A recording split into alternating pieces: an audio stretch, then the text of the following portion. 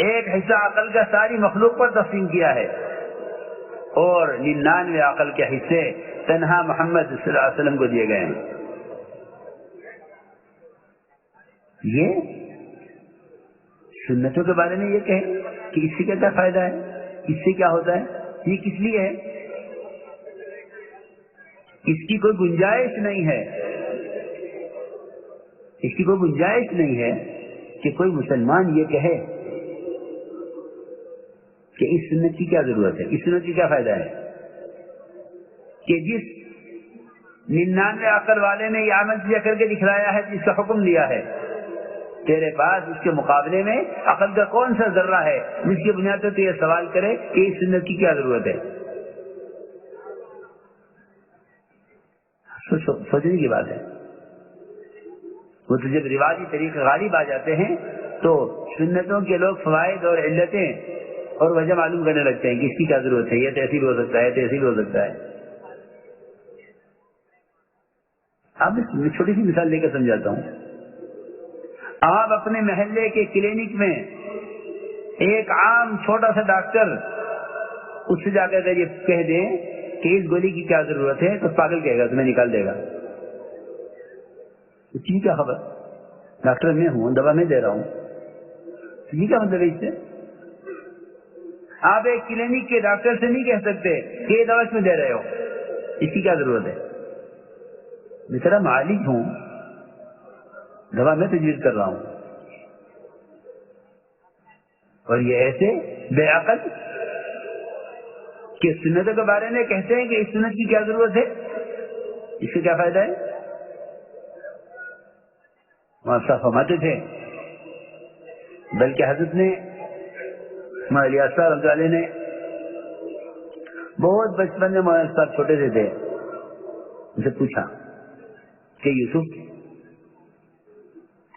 قطب بننا چاہتے ہو؟ کہ ہاں۔ کہ تمہیں قطبیت کا، قطب بننے کا نسخہ بتا دوں؟ لوگ تو سمجھتے ہیں کہ بہت ذکر سے آدمی قطب بن جاتا ہوگا۔ فرمایا قطب بننا چاہتے ہو؟ کہ جی۔ فرمایا کہ دیکھو، جہاں جس ماحول میں سنتوں کا خلاف، سنت کے خلاف ماحول ہو، جہاں سنت کے خلاف ماحول ہو، وہاں تم سنت پر عمل کیا کرو۔ یہ قطب بننے کا راستہ ہے۔ یہاں اچھے اچھوں کو دیکھا ہے، اچھے اچھوں کو، اللہ مجھے معاف کرے، میں کسی کو متہم نہیں کرتا، لیکن یہ حقیقت ہے، اچھے اچھے پڑھے لکھے، ان کی سنت کا مجاہدہ ان کے گھر میں نہیں ہے۔ یہ گھر میں سنت گزار کھانا کھا رہے ہیں، کوئی مجاہدہ نہیں ہے۔ یہ اپنے شعبے میں، یہ اپنے ماحول میں سنت عمل کرنے کوئی مجاہدہ نہیں ہے۔ ہاں، ذرا کسی ان کے محسن، ان کے چاہنے والے، ان کے کسی دوست کے یہاں شادی ہو اور یہ وہاں جائیں اور وہاں کھانا کھلا کے سنت ہو رہا ہو، یہ کہیں کہ اس وقت تو موقع نہیں ہے سنت پر عمل کرنے کا، لوگ کیا کہیں گے؟ لوگ کیا کہیں گے؟ لہذا یہ کوئی سنت ہی تو ہے، فرض تو ہے نہیں، اور اس موقع بھی نہیں سنت عمل کا۔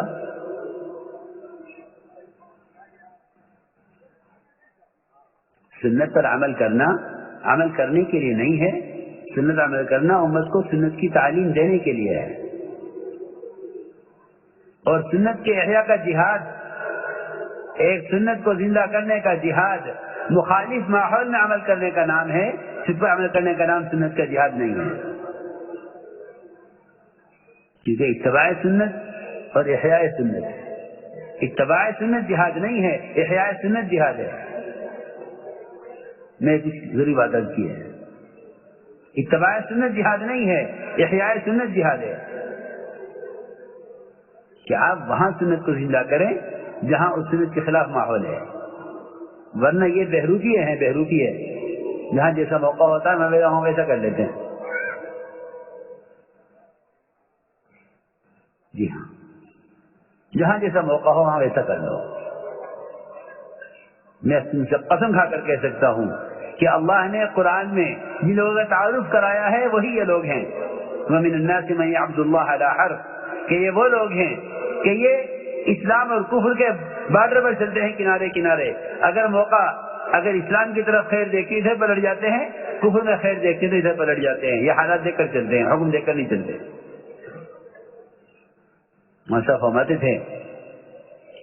فرماتے تھے کہ اگر کار کے مقابلے میں گدھے پر بیٹھنے میں فخر محسوس نہیں کرتا تو دل میں ایمان نہیں ہے. دل میں ایمان نہیں ہے. اگر کار کے مقابلے میں گدھے پر سواری کرنے میں فخر محسوس نہیں کرتا تو دل میں ایمان نہیں ہے. کیوں؟ اتباع سنت کے اتباع. عبداللہ ابن عمر رضی اللہ عنہما اتنا اتباع سنت کا کرتے تھے، اتنا اتباع سنت کرتے تھے کہ روایت میں ہے کہ اگر کوئی دیکھے تو پاگل سمجھے. ایک درخت تھا مدینے سے دور صحرا میں. عبداللہ بن عمر رضی اللہ تعالیٰ عنہ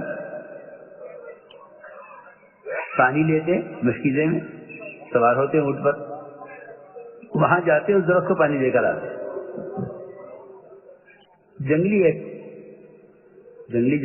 درخت، نہ کوئی سائے کا فائدہ نہ کوئی پھل کا فائدہ. پوچھا گیا آپ یہ کیا کرتے ہیں؟ اس درخت کو زندہ رکھنے کی کیا ضرورت ہے؟ اتنا سفر کر کے آپ جاتے ہیں، پانی لے کر اٹھا کر اس میں پانی ڈال کے آتے ہیں، کیوں؟ فرمانے لگے کہ میں نے حضور اکرم صلی اللہ علیہ وسلم کو ایک مرتبہ اس درخت کے پاس، اس درخت کے قریب قضاء حاجت کرتے ہوئے دیکھا ہے. صرف اس یادگار کو باقی رکھنے کے لیے میں کام کرتا ہوں. وہاں ایک مرتبہ قضاء حاجت کر لی. یہ اس درخت کو زندہ رکھنا چاہتے ہیں جہاں آپ نے قضاء حاجت کی ہے. ہم آپ کے قضاء حاجت کے طریقے کو جانتے بھی نہیں ہیں، جانتے بھی تو عمل نہیں کرتے. ہم قضاء حاجت کی سنت سے چھوڑے ہوئے ہیں. وہ آپ کی قضاء حاجت کرنے کی جگہ کے درخت کو زندہ کرنے کی کوشش میں ہیں. میرے دوستوں بزرگوں عزیزوں، خدا کی قسم، باطل یہ نہیں کہے گا نماز مت پڑھو، باطل یہ نہیں کہے گا زکات مت دو، باطل یہ نہیں کہے گا روزہ مت رکھو، باطل یہ نہیں کہے گا حج مت کرو. وہ یہ کہے گا کہ صرف تم اپنی عادات اور ضروریات میں ہمارے تابع ہو جاؤ. اسلام کا خلاصہ، اسلام کا حسن، اسلام کی جاذبیت، اسلام کا وقار، اسلام کی حقیقت وہ محض اتباع سنت میں ہے.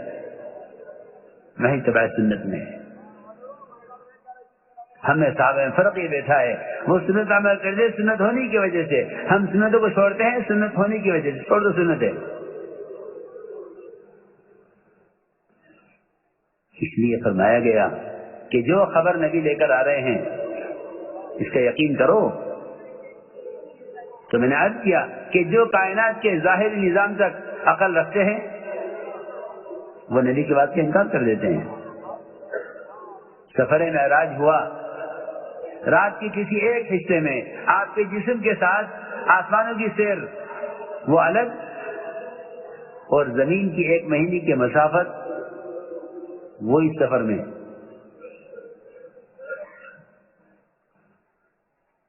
آپ صلی اللہ علیہ وسلم نے صبح لوگوں کو خبر کی سفر معراج ہوا ہے. اللہ کی شان.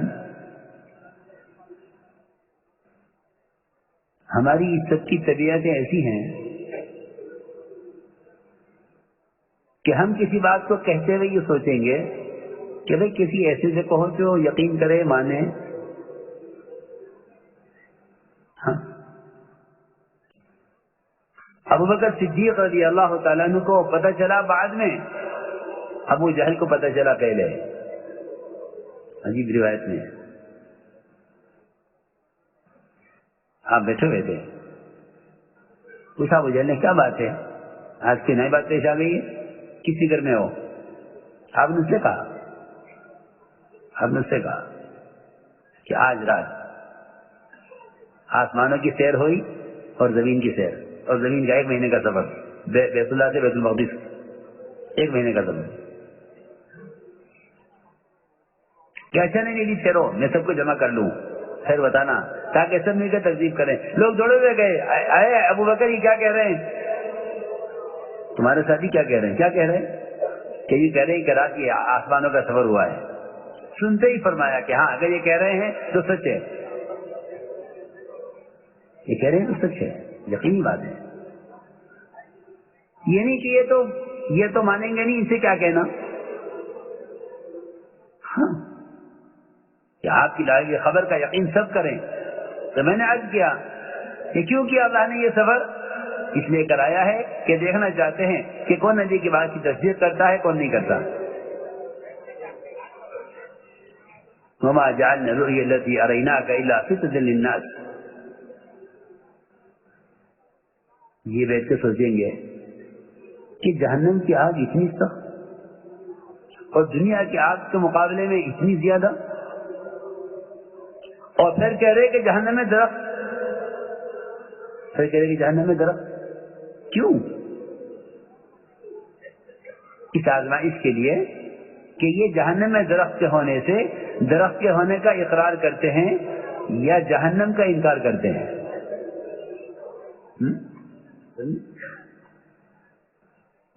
فتنہ، آزمائش،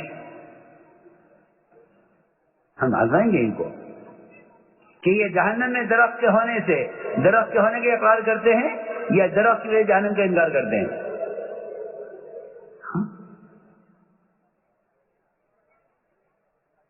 اس لیے میں نے عرض کیا کہ ایمان بالغیب اصل ہے کہ جو خبر نبی دے رہے ہیں اس کو یقین سے مانو، اس کو یقین کے ساتھ مانو. آپ صلی اللہ علیہ وسلم نے ایمان کی تعلیم بھی دی اور ایمان کا امتحان بھی لیا، ایمان کا امتحان بھی لیا. ایک دیہاتی سے گھوڑا خریدا، فرمایا کتنا گھوڑا ہے؟ کہ اتنے کا ہے. فرمایا ٹھیک ہے آؤ ہم اس کی قیمت دے دیں. آپ آگے چلے اور دیہاتی پیچھے پیچھے گھوڑا لے کر. لوگ راستے میں ملے دیہاتی کو گھوڑا بیچو گے؟ ان کو معلوم نہیں تھا کہ آپ خرید چکے ہیں. دیہاتی نے آواز دے، اے محمد صلی اللہ علیہ وسلم آپ گھوڑا خریدیں گے ان کو بیچ دوں؟ فرمایا آپ نے کہ میں تو گھوڑا تم سے لے چکا ہوں، معاملہ ہو چکا ہے، میں تجھے قیمت دینے جا رہا ہوں، میں تجھے قیمت دینے کے لیے جا رہا ہوں، گھوڑا تو بک چکا ہے. اس نے کہا نہیں میں نے آپ کو نہیں بیچا. فرمایا میرا معاملہ تمہارا ہو چکا ہے، آؤ میں تمہیں پیسے دیتا ہوں. اس نے کہا خدا کی قسم میں نے آپ کو نہیں بیچا ہے. اسی طرح اس نے کہا ٹھیک ہے اگر آپ کہتے ہیں کہ آپ نے خریدا ہے میں نے بیچا ہے تو گواہ لائیے. گواہ کون گواہی دے گا؟ گواہی کون دے گا؟ اور گواہ کوئی تھا نہیں. اس کو بہانے یہ ملا کہ گواہ کوئی ہوگا نہیں، تو ان کو لامحالہ میری بات ماننی پڑے گی.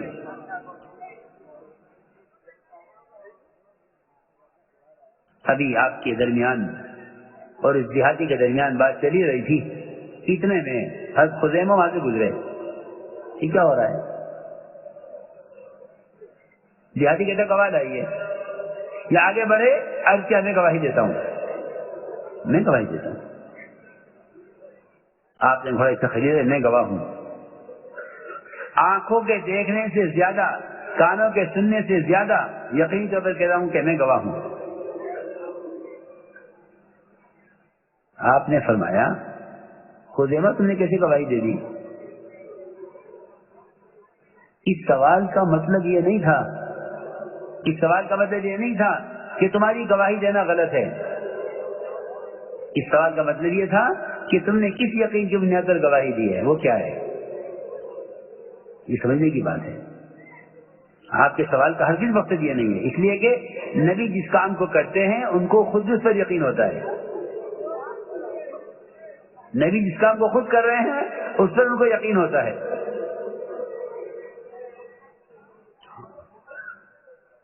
اس پر ان کو خود یقین ہوتا ہے. آپ کے سوال کا مقصد یہ نہیں تھا. آپ کے سوال کا مقصد یہ تھا کہ میرے پوچھنے سے یا میری تنبیہ کرنے سے اگر ایک مرتبہ یہ کہہ دیتے کہ میں نے دیکھا نہیں، مجھے معلوم نہیں، تو یہ کفر کے لیے کافی ہے. میں ضرور عرض کر رہا ہوں، اگر ایک مرتبہ یہ کہہ دیں کہ مجھے نہیں معلوم، میں نہیں جانتا، میں نے نہیں دیکھا،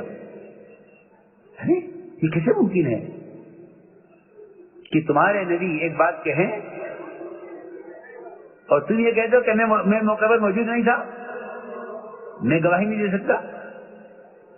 تم نے جنت کو کیسے مان لیا؟ کیا تم نے جنت دیکھی تھی معراج میں؟ تم نے جہنم کو کیسے تسلیم کیا نبی کی خبر پر؟ کیا تم نے جہنم کو دیکھا ہے؟ تم نے عذاب قبر کیسے تسلیم کر لیا؟ کیا عذاب قبر دیکھا ہے؟ یہ سوال اس لیے نہیں تھا کہ تم گواہی کیوں دے رہے ہو، یہ سوال اس لیے تھا کہ دیکھیں خزیمہ کے ایمان کا کیا حال ہے. یہ سوال بطور امتحان کے تھا. فوراً عرض کیا